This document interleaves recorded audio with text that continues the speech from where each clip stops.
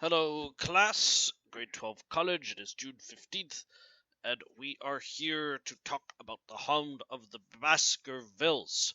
So, before we get started, just a reminder the essay topics have been posted, right? Please ask me if you have any questions about the essay, right? This essay is going to be worth 20% of your final grade, right? So, it's a pretty important essay, right? You can find the topics on the class website. Let me just. So right here, posted on June 12th, right? There's the Sherlock final essay, right, which is already posted, and I talked about the questions last time, right? But this is going to be your final assignment, so you want to give it your full attention. Um, I don't think I'm going to post any more of the short answers this week because ultimately there is a week left in this class, right? 1 week only. And I want to make sure you guys have time to work on this essay. So that's going to be our focus here. So, with that in mind, the most important thing we can do for ourselves right now is finish the Hound of the Baskervilles, which I hope you guys are managing to do fairly nicely. So I just want to highlight a few things in today's video and then talk a little bit more about how these things can be used in your essay. So, first of all, we've got our mystery going on right now with Watson by himself, no Sherlock Holmes, investigating what's going on in the Baskerville Hall. So, let's see here.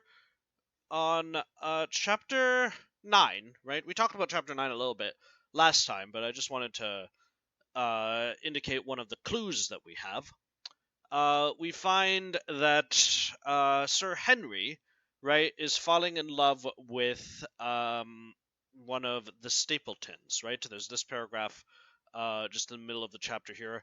Our friend Sir Henry, wait, hang on, is that the right spot? Hold on, let me find the right spot. Just a little further down there. So this is Henry talking, where he says, "I tell you, Watson, I've only known her for these few weeks, but from the first I just felt that she was made for me, and she, too, she was happy when she was missing me, and that I'll swear. There's a light in a woman's eyes that speaks louder than words, and he has never let us get together, and it was only today for the first time I saw a chance of having a few words with her alone. She was glad to meet me, but when she did, it was not love she would talk about, and she wouldn't let me talk about it either if she could have stopped it. She kept coming back to it that this was a place of danger, that she would never be happy until I had left it. I told her that since I had seen her, I was in no hurry to leave it, and that if she really wanted me to go, the only way to work it was for her to arrange to go with me. With that, I offered in as many words to marry her, but before she could answer, down came this brother of hers, running at us with a face on him like a madman. He was just white with rage, and those eyes of his were blazing with fury. What was I doing with the lady? How dared I offer her attentions which were distasteful to her? Did I think that just because I was a baronet I could do what I liked? If he had not been her brother, I should have known better how to answer him.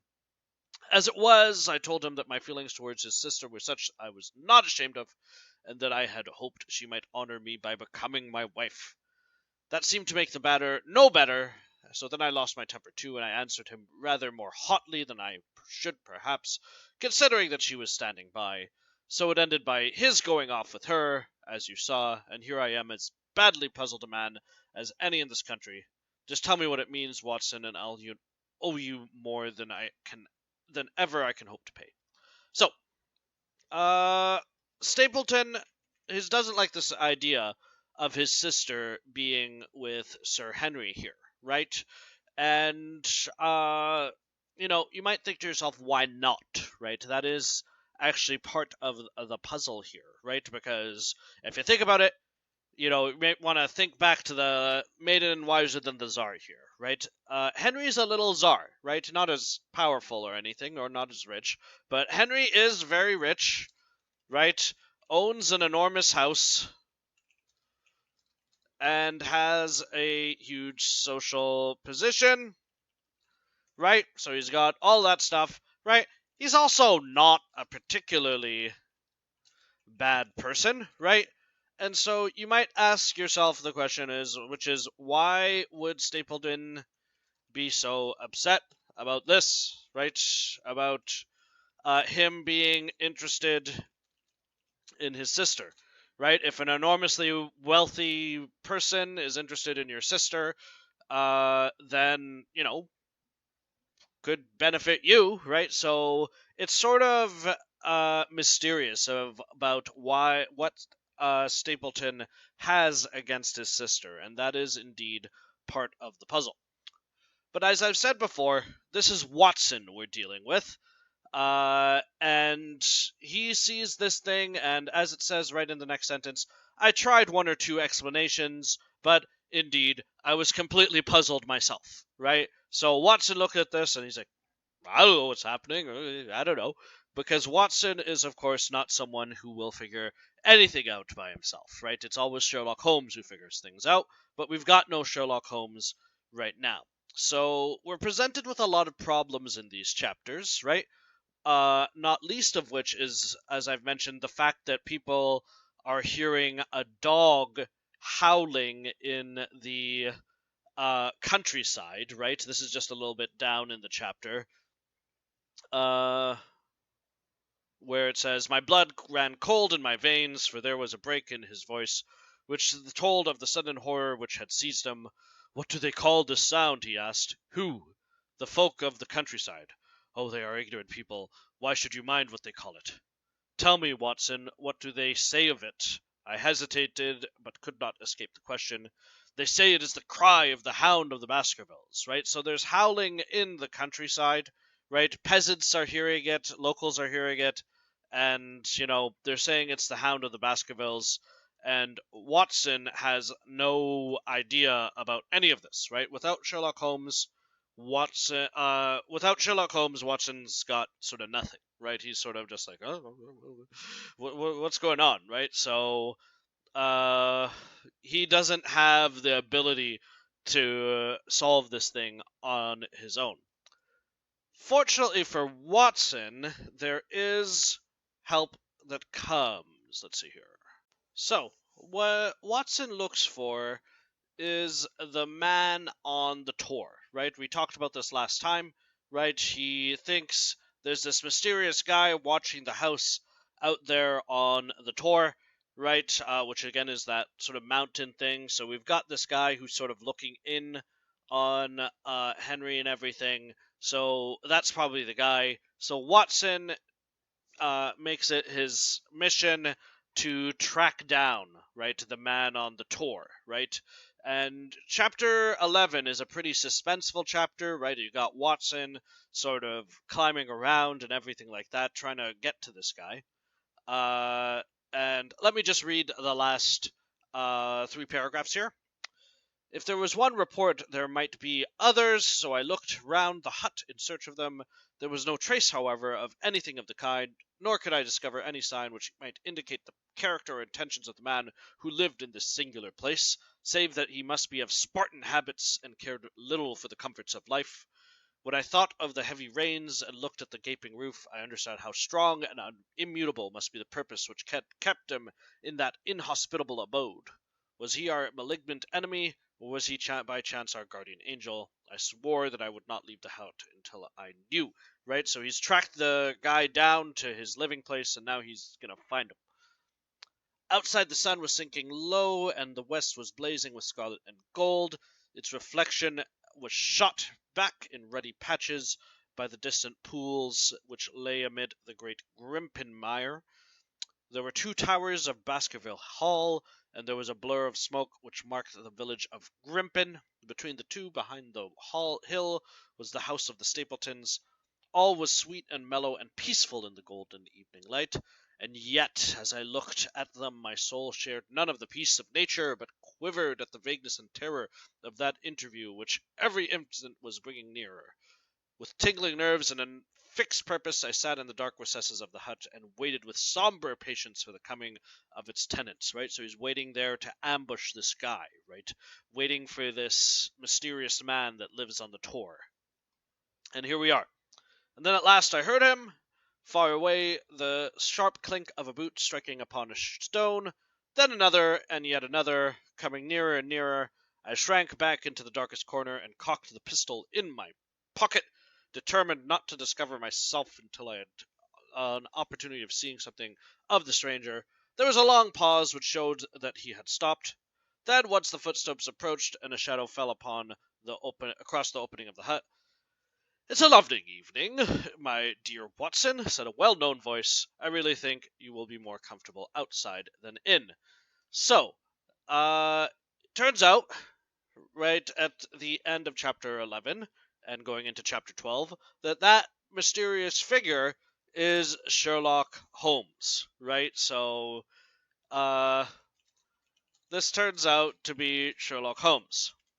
So, what Sherlock Holmes has been doing all this time is he has been hiding out in the moor, watching things from afar, right, while pretending to be back in London, right? So all this time, right, this man on the moor has been Sherlock Holmes, right, and he's just been keeping an eye on things, trying to watch the case from afar, right, while pretending that he's busy back in London with this blackmail case, right? So that is what turns out to be the truth of the mysterious man on the moor, right? And I hope that this part came as a bit of a surprise, right? Because Watson himself is surprised in here, right? But of course, it turns out it's Sherlock Holmes. Let me just read a little bit about it.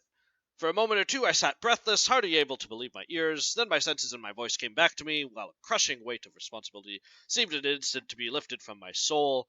That cold, incisive, ironical voice could belong to but one man in the world. "Holmes!" I cried. "Holmes!" "Come out," said he, "and please be careful with the revolver." I stooped under the rude lintel, and there he sat upon a stone outside, his grey eyes dancing with amusement as they fell upon my astonished features. Right, so this is uh, Holmes finds it amusing, right, and everything like that. But ultimately, what Watson's been doing is essentially, going in the wrong direction, right? But what we see in this chapter, let me just show you guys. So, what Sherlock Holmes does is he keeps Watson in the dark on purpose, right? So that he can bumble around, right? He knows what Watson will do, and so he puts him there knowing that he's going to sort of screw it all up, and that he will come later on to put things back together, right? Or, well, he never actually left, but we see here, just in the same chapter, Sales chapter 12, um, the old gentleman with the telescope, no doubt. I could not make it out when I first saw the light flashing upon the lens. He rose and peeped into the hut. "Ha, I see that Cartwright has brought up some supplies. What's this paper? So you have been to Coombe Tracey, have you?" "Yes." "To see Mrs. Laura Lyons?" "Exactly."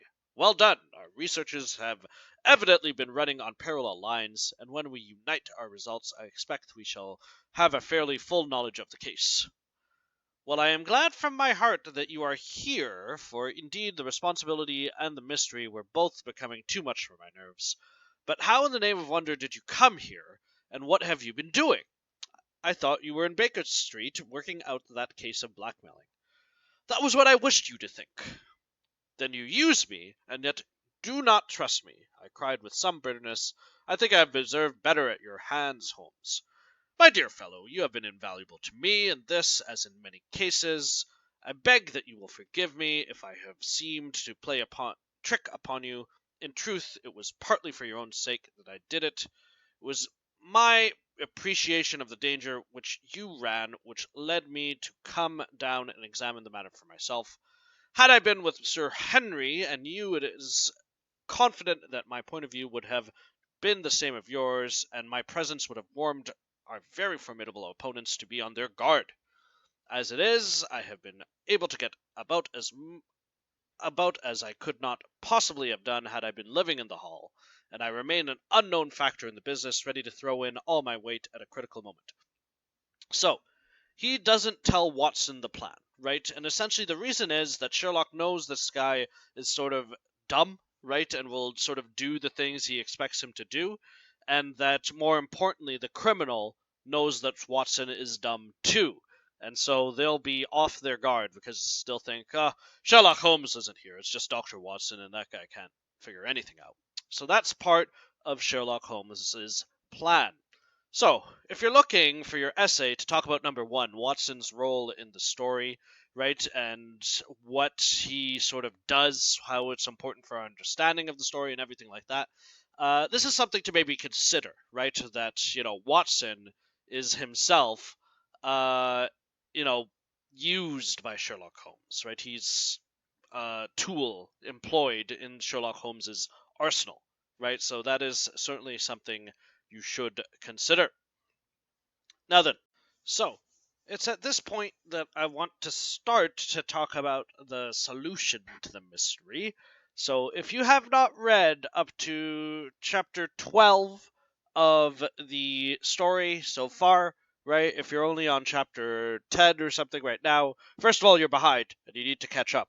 Second of all, pause this video, go read, right? Because I don't want you to find out who did it through the video. I want you to find out who did it by reading it, right? So pause. Okay, I'm going to start talking about who did it in 5, 4, 3, 2, 1. Okay, so Stapleton is the person that Holmes starts to focus on as the person responsible for all of this, right? The case is very much not over at this point because Holmes is still building his case, right? But it's who he looks at as the culprit, right? So let's see part of the reason here. So this is on chapter 12, right? The sun had set and dusk was settling over the moor. The air had turned chill, and we withdrew from into the hut for warmth. There, sitting together in twilight, I told Holmes of my conversation with the lady. So interested was he that I had to repeat some of it twice before he was satisfied. "This is most important," said he, when I had concluded. "It fills up a gap which I had been unable to bridge in this most complex affair. You are aware, perhaps, that a close intimacy exists between this lady and the man Stapleton." "I did not know of a close intimacy." "There can be no doubt about the matter. They meet, they write, there is a complete understanding between them. Now this puts a very powerful weapon into our hands. If I could only use it to detach his wife." "His wife?" "I'm giving you some information now in return for all that you have given me. The lady who has passed here as Miss Stapleton is in reality his wife." "Good heavens, Holmes! Are you sure of what you say? How could he have permitted Sir Henry to fall in love with her?" "Sir Henry's falling in love with her could do no harm to anyone except Sir Henry. He took particular care that Sir Henry did not make love to her, as you have yourself observed. I repeat that the lady is his wife and not his sister." "But why this elaborate deception?" "Because he foresaw that she would be very much more useful to him in the character of a free woman." So, this is what we were missing before, right? Because we heard that story from Henry of how he tried to start talking to Mrs. Stapleton, who he thought was Henry or Stapleton's sister, and Mr. Stapleton was furious, wouldn't let him talk to him, right? And sort of yelled at him and everything like that. And Watson at the time cannot figure that out. So Watson can sort of just shrug his shoulders, saying, "I don't really know what's going on," right? But Holmes now, he hears the story and he can figure it out. And now Holmes is very much on the track, right? And he is starting to zoom in on the fact that something is going wrong, right? So, uh, Watson asks what's a key question, right? When he says, "One last question, Holmes," I said as I rose, "surely there's no need for secrecy between you and me. What is the meaning of it all? What is he after?" Holmes' voice sank as he answered, "It is murder, Watson. Refined, cold-blooded, deliberate murder. Do not ask me for particulars. My nets are closing upon him, even as his are upon Sir Henry, and with your help he is already almost at my mercy. But there is one danger which can threaten us. It is that he should strike before we are ready to do so. Another day, 2 at most, and I have my case complete. But until then, guard your charge as closely as ever a fond mother watching her ailing child. Your mission today has justified itself, and yet I could almost wish that you had not left his side. Hark! So, uh, Holmes sees what's going on. He knows that it's murder, right? And it's just a matter now of building the case, right? So he is focusing on Stapleton, right? He thinks he's right, and he's sort of just needs to gather a little bit more evidence before nailing this guy. Now, we have a murder in this chapter, right? Where the all of a sudden there's a scream, right? And we find, where is his body? Hold on. So, they find a body, right? A low moan had fallen upon our ears. There was again upon our left. On that side of the ridge ended in a sheer cliff which overlooked a stone-strewn slope. On its jagged face was spread eagled some dark irregular object. As we ran toward it, the vague outline hardened into a definite shape. It was a prostrate man, gone face downward upon the ground, the head doubled upon him at a horrible angle, the shoulders rounded, and the body hunched together as if it was in the act of throwing a somersault. So grotesque was the attitude that I could not for the instant realize that the moan had been the passing of his soul. Not a whisper, not a rustle rose now from the dark figure over which we stooped. Holmes laid his hand upon him and held it again with an exclamation of horror. The gleam of the match which he had struck shone upon his clotted fingers and upon the ghastly pool which widened slowly from the crushed skull of the victim, and it shone upon something else which turned our hearts sick and faint within us, the body of Sir Henry Baskerville.